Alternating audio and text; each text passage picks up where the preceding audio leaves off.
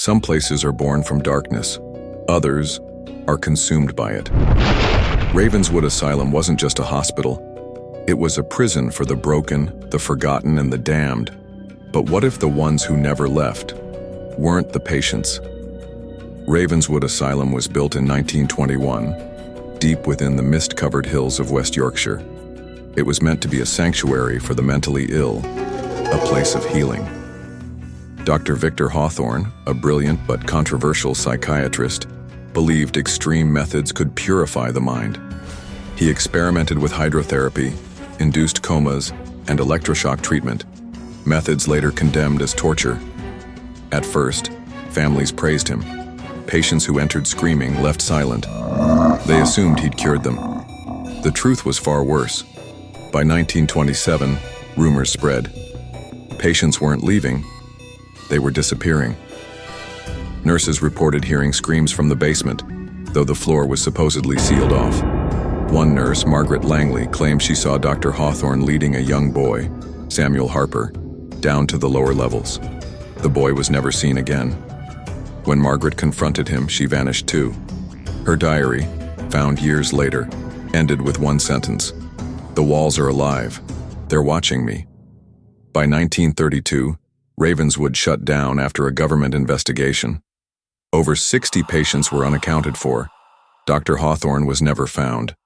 Locals say the asylum wasn't abandoned, it was left behind, locked up like a tomb. Strange lights were seen in the windows. Some claimed they heard faint screams carried on the wind. For decades, no one dared enter.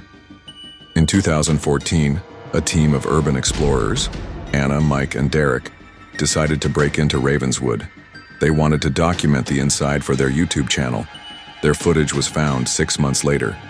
The camera was broken, but the memory card survived. What they captured was horrifying. The first hour of the footage showed them laughing, exploring the decayed hallways. Graffiti covered the walls. Rusted beds lined the rooms. They joked about hearing footsteps, blaming the wind. Then they found the basement door. It was chained shut from the outside. Odd, considering the basement was supposed to be sealed off. Mike forced it open. The moment the chain snapped, the sound cut out. The audio never returned. They descended into darkness, their flashlights flickering. The walls were wet, almost pulsing. Anna pointed the camera at a rusted metal door with a small circular window. On the door, scratched into the rust, were the words, "I am still here." Mike opened the door. The room was filled with old medical equipment, tables with restraints, rusted scalpels. On the far wall, a single clean bed sat untouched. Then the screaming began. The rescue team found Derek's body near the entrance, his eyes wide open, mouth twisted in terror. Anna and Mike were never found. But that wasn't the most disturbing part. The rusted door they broke into, it was resealed. The words scratched into the metal were gone. Instead, fresh markings were found on the basement wall. "Bring them back." The camera shook violently as they ran. Anna was crying, begging to leave. Mike kept yelling that he saw someone behind them. The footage ended abruptly. Ravenswood remains off limits. Some say they still hear screams on quiet nights. Others claim to see figures in the windows.